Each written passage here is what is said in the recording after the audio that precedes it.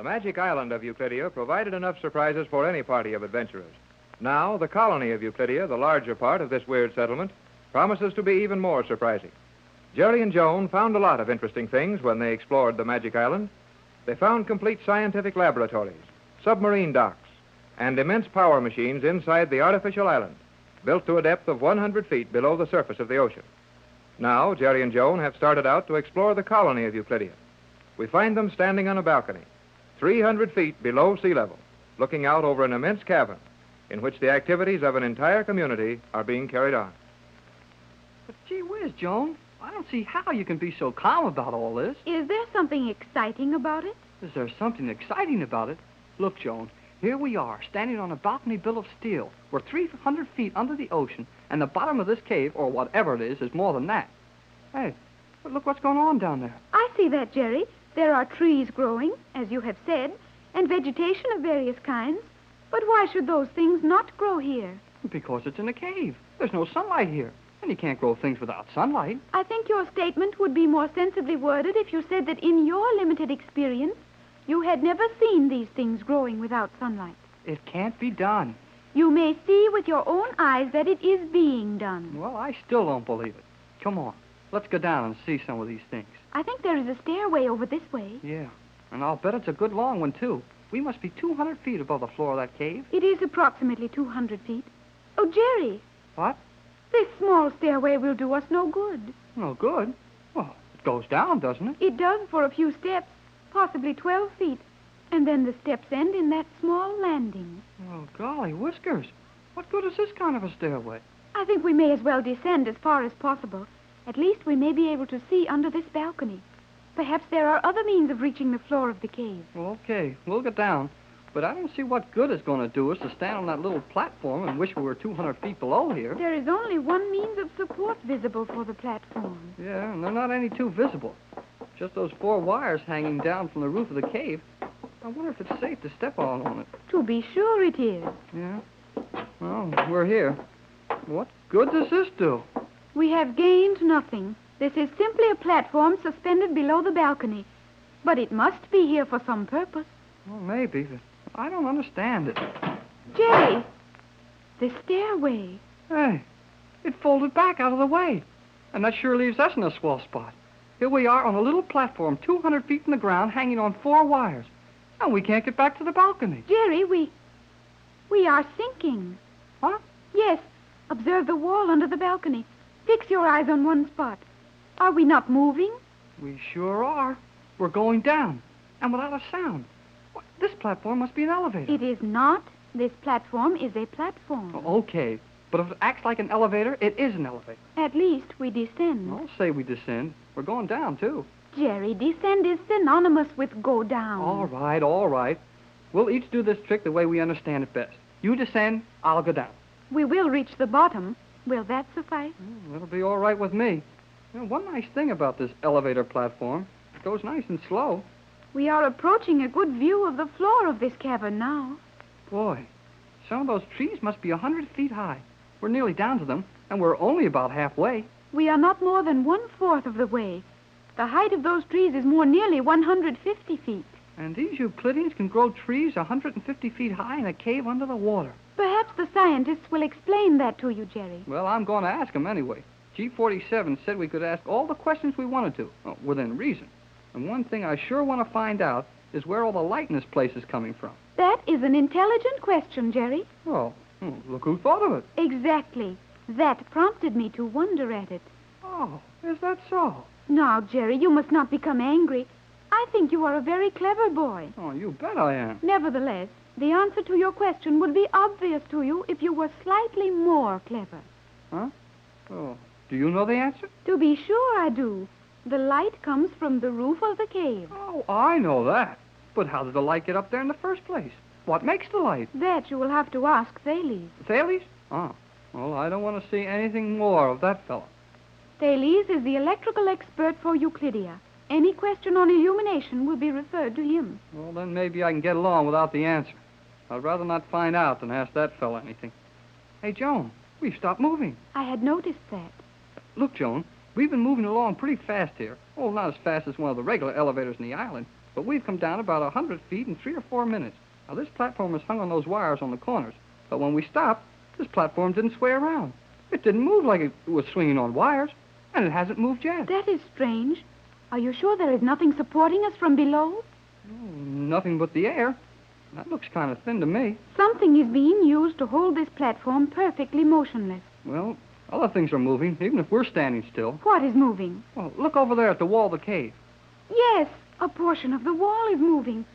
But what a strange action. Oh, it looks to me like a long, narrow strip of the wall is opening down toward us, like one of those drawbridges they used to have in front of castles. I am watching it. A section of the wall directly opposite this platform is opening, and the metal section is coming down within an arc, which should terminate at the exact level of this platform. Oh, that's the way it looks, and that's a pretty good long piece of steel, too. We must be 40 or 50 feet from that wall. Jerry, someone is walking out along that narrow strip of steel as it comes down into place. Yeah, and they're not waiting for it to get all the way down, either. Hey, look out, Joan. Get back from that edge. I will not be struck. There is ample room. Boy, they sure know their engineering on this place. Our platform never even shivered when that steel drawbridge fell into place. Is this not the submarine commander, Jerry? Yeah, it looks like her. But she's turned around looking at the wall, and I can't be sure. Yeah, now she's looking this way. You will follow me? You mean us? Of course she means us. Oh, I just wanted to know. Okay, Commander. Here we come. Oh, noiseless steel in this drawbridge, too, huh? You have learned little since our last meeting, Hall. What's the matter with me now? You will persist in asking questions to which it is not worthwhile to reply. I will attempt to curb Jerry's questions, Commander. Oh, you will, huh? You might use your time in some more profitable pursuit, Cleostra. There's that Cleostra business again. Her name is Joan Gregory. And that old stuff about her namesake who monkeyed around with a zodiac and fixed up the calendar doesn't mean a thing to her anymore. Look, Joan's been to Los Angeles with me, and she likes our way of living. So from now on, that's the way she's going to live. You may find, and that in the very near future, that your life on Euclidia will be more pleasant if you conform to the Euclidean manner of doing all things. Oh, sure. We're smart enough to play your way when we're using your marbles. But when we get back in our own yard, then we'll do it our way. That is the mistaken impression I am trying to correct. You will never know any other life than this. You will never leave Euclidia. Jerry, I believe she speaks the truth. Maybe she thinks so. But that's because old G47's got her scared. That is partially true. Everyone on Euclidia lives in fear of G47 and his displeasure. Yet even such a life is preferable to anything your world could have to offer. I have seen something of the world of which Jerry speaks. I think you would change your opinion if you could see it as I did, Commander. Oh, you sure would. Why, a girl as beautiful as you are with the right kind of clothes, could be a picture star in no time at all. A picture star? Jerry refers to the more important personages in the world of the motion picture. You are obviously sincere about this matter, Hall. Is there anything more attractive than being the first in command of the Euclidean underwater fleet? Well, that may seem like a swell job to you. Well, I guess it is. But it's no job for a girl. Why, one of these scientists should have that job, and you ought to be back in Hollywood, knocking them dead in the flickers. Jerry, I am sure the Commander does not understand a word of that. It was not even partially comprehensible. Okay. What I intended to convey was the impression that a young lady of your beauty ought to be in Hollywood with the rest of the stars. But you spoke of killing someone. It is not the policy of Euclideans to take human lives. I didn't say anything about killing anybody. But you did, Jerry. You distinctly said knocking them dead. Oh, boy. Well, maybe you didn't understand me then. That means that you'd get over big, make them crazy about you. Why, they'd think you were swell. You'd be the tops. Won't all that. I believe you intend to compliment me on my beauty and infer that my appearance would be productive of approbation and homage in the making of motion pictures. That is what Jerry meant, Commander. Well, maybe it was. It didn't sound like that to me. Enough of this. You will continue to follow me. We are following you at the moment. Yeah. I wish you'd lead us on to something that would make a little noise when we walk. I'm getting tired of having my footsteps sound like toothpicks falling on a rug. You will have many opportunities to hear a variety of sounds during your stay in Euclidia. We are now leaving the steel walk and entering the chamber wall corridor. Oh, I can see that. But how about closing that thing again?